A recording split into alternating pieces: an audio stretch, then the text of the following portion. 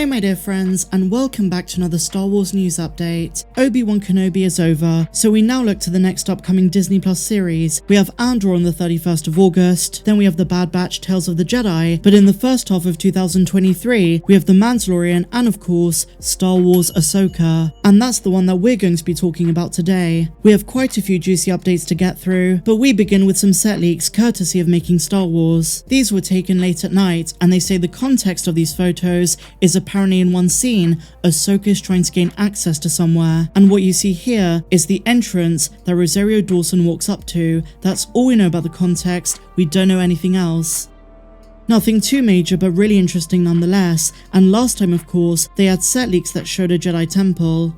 So now my dear friends, staying on the subject of Ahsoka, we have something really important to talk about. At Star Wars Celebration a few weeks ago, Dave Filoni made a few really interesting remarks about the upcoming Ahsoka series. Now, some very lucky fans who attended at Anaheim got exclusive access to that first teaser trailer. Now, I did break it down frame by frame, but it's probably going to be a while until the HD version releases publicly. But aside from that, Dave Filoni did speak about the series, revealing a few really interesting tidbits. As we all suspected, he confirmed the Ahsoka series is essentially the 5th season of Star Wars Rebels, but he uses the term spiritual successor and insisted that much like Star Wars Rebels, Ahsoka will be all about the Force. And given the plot premise that Ahsoka and Sabine are searching for Ezra and Thrawn, this makes a lot of sense. Now, when Disney purchased Lucasfilm, Star Wars Rebels was one of the first major entries into the brand new canon. It was also the first story in this universe that Dave Filoni did without George Lucas by his side, but all of the Lucas elements of Star Wars that you'd expect were present in the story, and to this day, I consider it to be peak Star Wars, some of the best storytelling in the entire franchise. And a major aspect from Rebels that's going to translate in Ahsoka is the Force, the mysteries of the Force. Rebels did so much to demonstrate that there is very little in the universe more important than the power and the will of the Force. Across all 4 seasons, we're taught that there is far more to the central power in the galaxy than just the Jedi and the Sith. And Star Wars Rebels shows us how both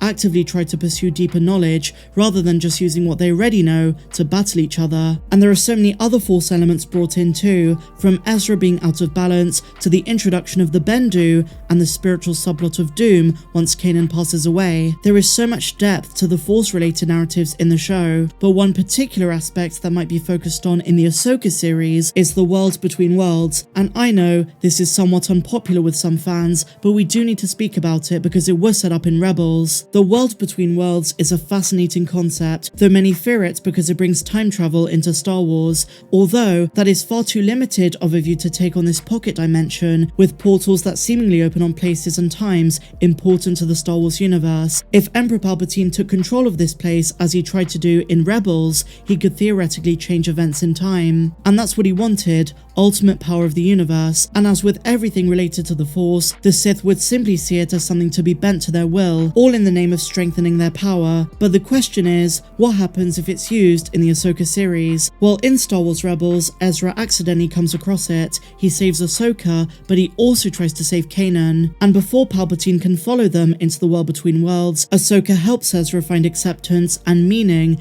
in his loss. She knows all too well how the fear of losing someone you love can twist a good Jedi into something horrific. But a good question to ask is, if the Ahsoka series is following the Force narrative of Rebels, could Sabine and Ahsoka use the world between worlds as a last resort to finding Ezra? The answer is a big maybe, but I'm gonna say it's probably going to be a while until we see Ezra. I don't even think the search is going to begin in season 1, and the reason I say this is that maybe when Filoni says the show is all about the Force, he might be talking about Ahsoka's transformation into Ahsoka the White. At the end of the Rebels epilogue, we see Ahsoka looking very different. She looks very Gandalf-like, and even seems to have traded her lightsabers for an alabaster staff with a circle on the end of it. She is transformed, and Filoni said in the past he will explore what this means. But maybe the first season is going to take us from Ahsoka in The Mandalorian season 2 to that point in the epilogue, which Filoni even said could take place after The Mandalorian and the Book of Boba Fett. and that could be what season 1 is about, her own personal spiritual journey in the Force to becoming what she is by the time of the Rebels epilogue, and then season 2 could be the search by Sabine and Ahsoka to look for Thrawn and their friend Ezra Bridger, but season 1 takes us to that point. But don't worry, there are plenty of other Rebels elements in season 1. For example, the teaser trailer showed us Hera Syndulla. At the Mando Plus panel, they confirmed we're also going to get Chopper, and it stands to reason we'll also get Agent Kallus and Zeb Orrelios. But the Ezra subplot might not be until season 2, and it would also explain why we haven't had any concrete cast announcement about Ezra. They probably don't need him until season 2, so it's too early for them to search. And now, speaking of Ezra, my dear friends, Dave Filoni took a page out of Obi-Wan's book and was a master troll at Celebration. Before leaving the stage, he teased where Ezra is, but he didn't say anything concrete. He jokingly said, "I know where Ezra is, he's very, very far away." And while this tells us absolutely nothing, what I will say is that this complements an interview he gave a few years ago, where he stated that after Star Wars Rebels, when Thrawn and Ezra launched into hyperspace, they're still very much alive. They might be in different locations, but they are still out there. But is that going to be the priority for Ahsoka season 1? I'm not too sure. It could be safe for season 2. Ahsoka has not been called a limited series, so it stands to reason we are getting more than one. And given that Ahsoka is such a fan favourite, and the show is going to draw in some enormous numbers, given the amount of Clone Wars and Rebels fans, they can really push Star Wars Ahsoka to a 3 or 4 season show. So now, my dear friends, just a quick update for The Mandalorian Season 3, or should I say, a correction. The other day, Film confirmed that Taika Waititi is directing multiple episodes of The Mandalorian's 3rd season, but after their report started making the rounds, they corrected their original article by clarifying he's starring in it and not directing. I still think it's very likely that Taika is going to direct as well, but this report now confirms the Making Star Wars rumour that IG-11 is going to be rebuilt in Season 3 to be used by Grogu as armor. This was something they came out with all the way back in March and caught many by surprise, but Film's report seems to confirm that the fan favourite droid is on the way back, and it's for multiple episodes. I can't wait. Season 3 is going to be an absolute banger. And just before I go, my dear friends, a question about the Obi-Wan Kenobi series. Was Hayden Christensen wasted? I would say somewhat. Now, this has been making the rounds on the internet ever since the show finished. Given there were a team of stuntmen who played Vader most of the time, were flashback sequences,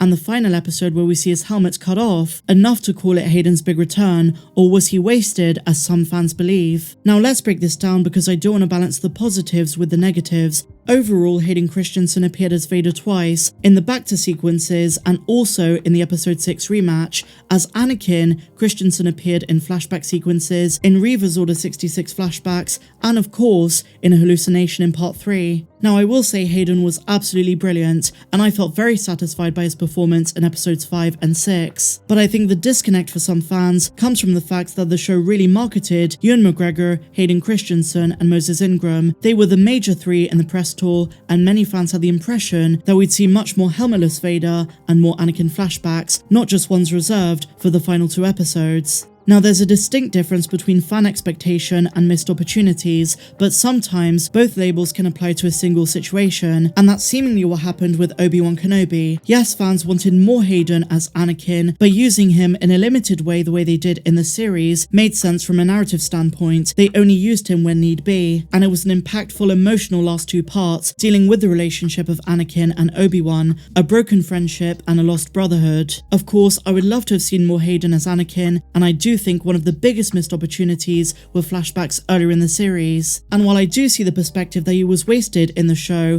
the final 2 parts for me was so satisfying, and I think he stole the show. His comeback was phenomenal, and we all love him for it. But yes, of course, I would love to have seen more of him. But what do you guys think? Do you think Hayden Christensen was wasted in the Obi-Wan Kenobi series? And how are you feeling about the show on the whole, now that a few days have passed? Share your thoughts in the comments down below, guys. Thank you to MakingStarWars.net for these exclusive set leaks. Their Obi-Wan Kenobi leaks were more or less spot on, and they also have a wonderful YouTube show. If you enjoyed this video, my dear friends, please be sure to give me a big fat thumbs up, subscribe if you're new, and I'll see you in the next one. May the Force be with you always. I'm Star Wars Meg.